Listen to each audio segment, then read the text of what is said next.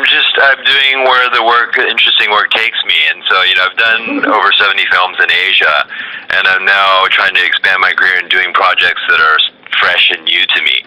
And so like for Tomb Raider, for example, was an opportunity to be part of a very prestigious franchise, but then rebooted and done in a new, fresh way. So I thought that was really interesting. Plus that we were filming in South Africa, so it was another exotic location to go to be able to film, and all those factors factored into doing that. But I'm not consciously making a rush into Hollywood, if that was what you're trying to say. Badlands came about because I was asked to be executive producer and eventually asked to play the lead role in it. And then Geostorm happened before that, and I was still in Hong Kong at the time. We were filming in Hong Kong.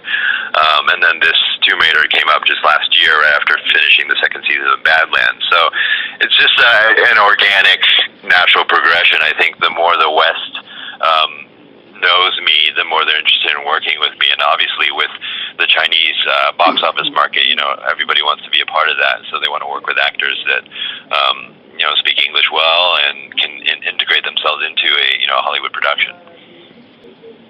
Has being an Asian cost me any roles in the past? No, I wouldn't say, because again, I wasn't going to LA all the time doing auditions and trying out for parts.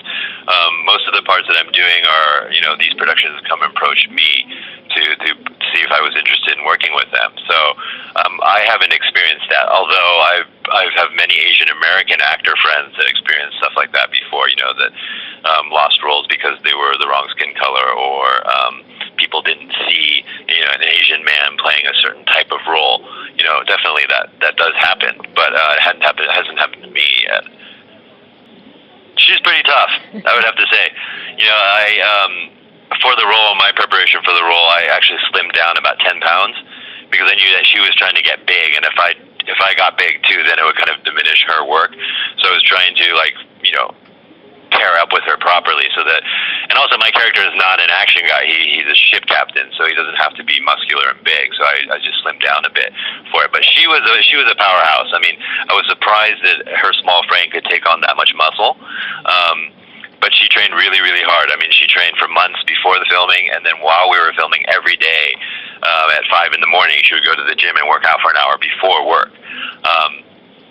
And so, I don't know if you follow The Rock on Instagram, but he does that as well. So it was kind of interesting to see her take on that kind of training regimen, especially coming from the roles that she's done in the past, which are strictly dramatic roles.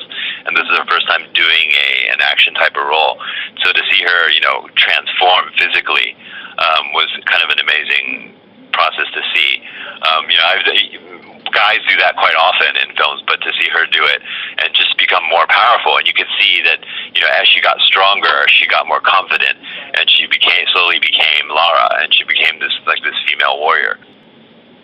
I'm not 100% sure she's aware of it. I asked her the other day if she knows that what I do for a job, and she said, "Yeah, you're working for my college," which is true, I guess. It's changed me incredibly. It's made me much more focused in terms of my career. I think before, I would just take on jobs just to keep busy. And now, I think several things. I mean, I think the idea of family to me has become, my number one priority now, whereas before work was my number one priority, and now work has taken kind of a second place to that. And so when I look at jobs or I look at work and stuff like that, I see how that affects my family, and or it can enrich my family, by going to Ireland for 8 months and my daughter seeing, a whole different world for that long period of time is good for them. So, I look at things in that perspective. You just have to be disciplined. You have to get the right amount of sleep. It's very different strategy now that I'm in my 40s than when I was in my 20s. In my 20s, I just went gung-ho and go out and party and then work out and then go to work and blah, blah, and, you have endless amounts of energy. But when you're 40 and you have a kid, it's not the same way. So you have to find ways to preserve your energy and also just, take care of yourself. So sleep well, work out on a regular basis, be disciplined about it. Because at 40, you can't skip days. If you start skipping days, then you start to fall apart. So you really have to be disciplined and focused on maintaining that kind of your level of health. Especially in recent years, I found that really important with my mom passing because of her health and all that stuff. I realized realized that, nothing is more important than your health. You can make as much money as you want, but if you're not healthy, it's worthless. Okay. Well, I've always had a passion for vintage cars. I have a small collection of vintage cars, and I've always wanted to build one from the ground up. And this is part of my designer architect side of me. I studied architecture in college, so recently in the past year I've been able to go back to what I studied in school. And so recently in China I did a reality show called 漂亮的房子, a beautiful house, or beautiful home, where we redesigned homes for in rural villages. And then the car thing was, I've always wanted to redesign a car from the ground up. So I bought a 45-year-old car and took it apart and reimagined it as if it was something new. And so we replaced everything. So it's like a brand new car now. So it's a 45-year-old car, but everything on it is brand new and redesigned. And that's just part of my creative passion that I do on the side. I'm kind of a workaholic. Because if I'm not working on a film, I got to be working on something. And so I create these small projects for me to sort of keep my interest. It's going to be a really exciting season because we have a whole bunch of new characters and new storylines and kind of expanding the world even larger now.